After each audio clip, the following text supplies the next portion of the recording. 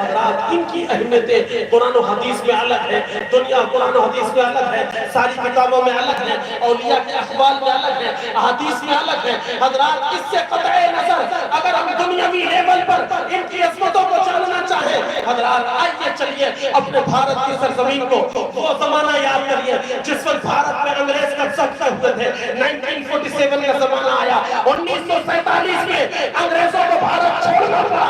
جب بھارت چھوڑ کے انگریز ہندوستان سے واپس چلے گئے تو ہندوستان میں رہنے والے سارے لوگ آزاد ہو گئے۔ اب اس آزادی کے معاملے میں پورے ہندوستان کو کنٹرول کرنے کے لیے ایک کانسٹیٹیوشن کی ضرورت پڑی، ایک قانون کی ضرورت پڑی، ہر چیز کی ضرورت پڑی، پارلیمنٹ قائم کی گئی، سارا سسٹم بنایا گیا، سب کچھ ہوا۔ ایسے عالم نے آزادی کے بعد میرے ہندوستان کے مسلمان بھائیوں سنو، آزادی کے بعد فادر آف نیشن گاندھی جی نے تقریر کرتے ہوئے ہندوستان کے سارے لوگوں کو مخاطب کیا تھا، اے ہندوستانیوں، بھارت بڑا کامیاب ملک بن چکا تھا، انگریزوں نے تباہ کر دیا ہے، انگریزوں نے برباد کر دیا ہے، انگریزوں نے کھوکھلا کر دیا ہے، لیکن سنو، اگر بھارت کو دوبارہ کامیاب کرنا ہے، اگر بھارت کو دوبارہ سونے کی چڑیا بنانا ہے، اگر بھارت کو دوبارہ ایک مضبوط کنٹری بنانا ہے تو سنو حضرات، یہ گاندھی جی کے الفاظ ہے، یہ کسی مولوی کے، یہ کسی عالم کے، یہ کسی مسلمان کے الفاظ آئی ہے۔ ہندوستان کا فادر آف نیشن اعلان کرتے رہتا ہے، اے بھارت کے رہنے والوں، اگر دوبارہ بھارت کو کامیاب کرنا ہے تو عمر بن خطاب جیسے حکمران پیدا کرنا پڑے گے۔ جب کوئی عمر جیسا آئے گا تو ایک بھارت پوری دنیا کی رعایا خوشحال۔ یہ عمر بن خطاب ہے، دنیا نے پڑھا تو آج ان کی تعریفیں کرنے پہ مجبور ہے۔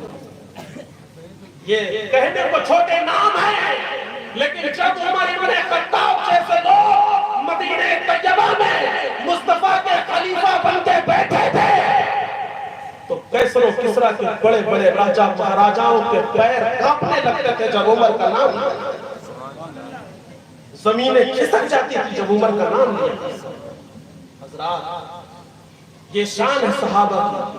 تو شاعر کیا کہتے ہیں، ایک سمت عمر، ایک سمت علی، صدیق ادھر عثمان ادھر۔ سن رہے ہیں آپ لوگ؟ غور سے سن رہے ہیں؟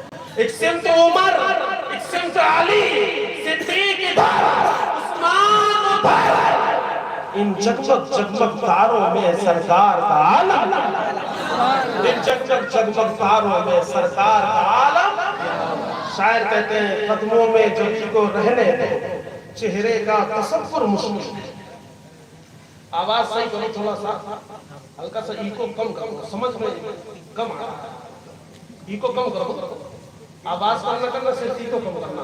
آپریٹر ہو وہی کرنا، آپ لوگ نہ کرنا، ورنہ اور گڑبڑ ہو جائے گا۔ درود پاک پڑھیے، اللہم صلی علی سیدنا مولانا محمد بارک وسلم، صلاۃ و سلام علیک یا رسول اللہ صلی اللہ علیہ وسلم۔ شاعر کیا کہتے ہیں، قدموں میں جبی کو رہنے دو۔ جبی کا مطلب ہوتا ہے پیشانی۔ کیا ہوتا ہے؟ اسے پیشانی کو جو ماتھا اسے بولتے ہیں جبی۔ کہتے ہیں شاعر اپنی پیشانی حضور کے قدموں میں رکھو۔ کہاں رکھو؟ حضور کے قدموں میں رکھو۔ کیوں؟ کیونکہ چہرے کا تصور مشکل ہے۔ ہماری آنکھوں میں یہ تاب نہیں ہے کہ ہم حضور کے چہرے کو دیکھ سکیں، کیونکہ گنہگار آنکھیں ہیں، جو نہیں دیکھنا چاہیے تھا وہ دیکھ کر کے ہم نے اپنی آنکھوں کو برباد کر دیا ہے۔ شاعر کہتے ہیں جب حسن تھا ان کا جلوہ نما، انوار کا عالم کیا ہوگا، ہر کوئی فدا ہے بن دیکھے، دیدار کا عالم کیا ہوگا۔ ایک سمت عمر، ایک سمت علی، صدیق ادھر عثمان ادھر، ان جگمگ جگمگ تاروں میں سرکار کا عالم کیا ہوگا۔ اور قدموں میں جبی کو رہنے دو۔ ایک لفظ اس میں آئے گا رخسار۔ رخسار کا مطلب ہوتا ہے گال۔ اب آپ کو شعر سمجھ میں آئے گا۔ شاعر کہتے ہیں اپنی پیشانی حضور کے قدموں میں رکھو، قدموں میں جبی کو رہنے دو، چہرے کا تصور مشکل ہے۔